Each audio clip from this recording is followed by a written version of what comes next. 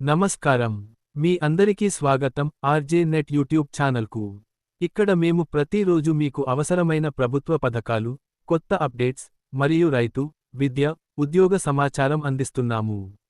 ఈ రోజు మనం తెలుసుకోబోయే ముఖ్యమైన విషయానికి ఆంధ్రప్రదేశ్ ప్రభుత్వం ఇటీవల ప్రారంభించిన కౌలు రైతుల కోసం ప్రత్యేక గుర్తింపు కార్డు యూనిక్ ఐడి కార్యక్రమం గురించి. ఇది కౌలు రైతుల అభివృద్ధి దిశగా ఒక కీలక నిర్ణయం.